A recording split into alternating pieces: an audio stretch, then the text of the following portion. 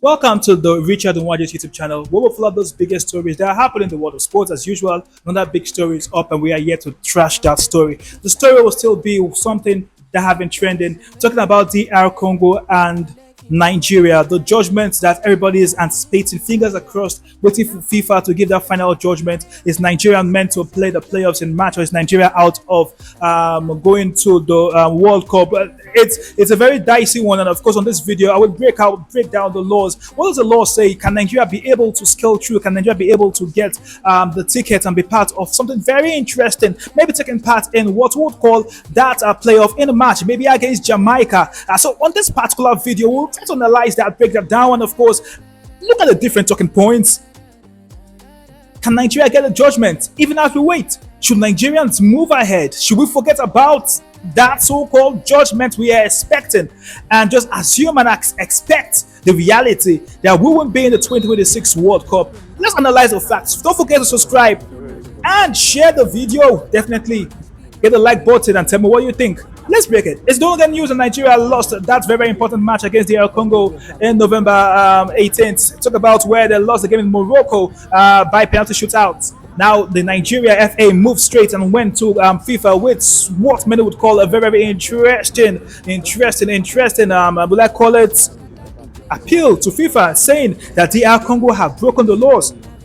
Yes, that's what our FA are saying. The Congo broke the laws, and they broke the laws in different parts, and that's why I have to break them down for you and ask. Let's face the reality: can Nigeria get a fair judgment? The fact that Nigeria and FA say that the DR Congo players, 7 in numbers, went against the FIFA rule. Now, according to them, these particular players, not FIFA rule. Let's talk about their own country rules, and applied to play for DR Congo. Now, these 7 players in contention have not gotten the right papers to play for DR Congo. According to the Nigerian FA, these particular players have dual citizenship and is against the law. And I'll talk about DR Congo to have dual citizenship. So that's all it has been all about. And according to Nigerian FA, these guys deceived FIFA and got to play for DR Congo. Now, the big talking point has been whether Nigeria has a right to speak against or use the domestic laws to hold them down, not to go to the history around that. We'll break it down on this video. Now, first of all, let's talk about Nigeria going to the World Cup with this particular like call it contention. Now, this is a very dicey one because we will now ask ourselves the questions around domestic laws and if FIFA can be able to use domestic laws to say yes, a particular country did not break the law, or they would say no, they broke the law. Now, the domestic law say you cannot have a dual citizenship as a DR Congo citizen. So that means if you must be a DR Congo citizen, you must drop one of those passports. Now, these particular players had 2 passports, but DR Congo are saying we gave them the right to play. You cannot question our domestic laws. We did not deceive FIFA, and this is where the bone of contention comes to play. Did they really deceive FIFA? What results should we be expecting when FIFA finally drops that judgment? Everything that have been crossed for the last 48 hours, and I think I want to use my little knowledge of the game to analyze this particular one. Now, FIFA depends on domestic laws. Let's get this right. FIFA depends on domestic law, and that's why this video, please watch to the end, because I will say something that you will definitely understand when the result comes to play. Because in this particular case, everybody has a case. Now let's watch to the end, so let's be able to break this down. Now, when it comes to domestic laws, for example, if you say in Nigeria, there are rules to become a citizen of Nigeria. Now, you must have to achieve that before someone can say you are now a Nigerian. Now, according to Nigeria, these guys did not do that. So, firstly, FIFA can easily accept the fact that these particular players use the back door to, get to play for DR Congo. In other words, these particular players are still citizens of other countries, which gives FIFA that eyebrow to say yes, these guys went against the law. However, DR Congo could also come up with a defense and say we gave them the waiver. Don't forget, in every country law, there's what we call a waiver, where a country can give you a waiver in any way. Yeah. It's their domestic law, so they can always give a waiver. So definitely, the could have said, "Oh, we give them a waiver and everything." So in this particular part, it's going to be a very dicey one whether Diakono can prove that we give this particular players a waiver to be our season and forget about our internal laws and saying Nigeria has no right to go through internal laws. However, if FIFA is look at the internal law as a major yardstick, then DR Congo went against the law. But if DR Congo can prove that we gave them a waiver, the situation will definitely go in their favor and they will play the playoff in the match. Now, let's break this part, which is the part most people don't know. And that's why I say watch the end of this video.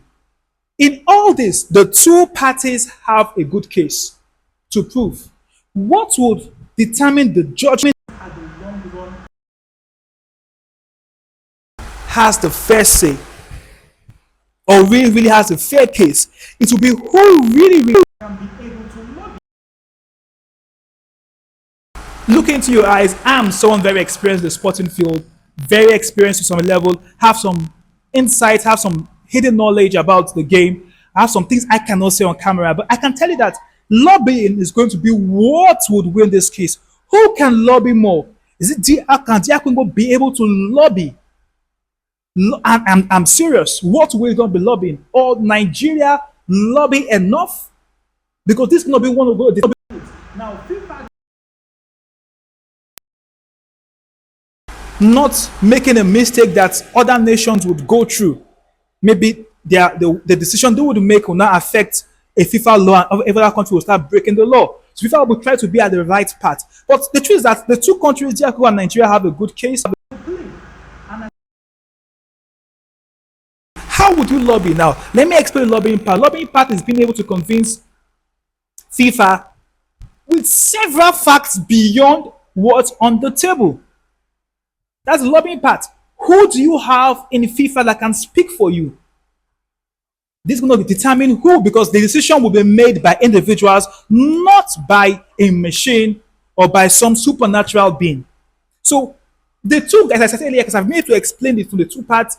If you feel from the beginning, I spoke about the fact that if Nigeria interfere in their internal laws and can prove it, FIFA can say yes, they broke the law.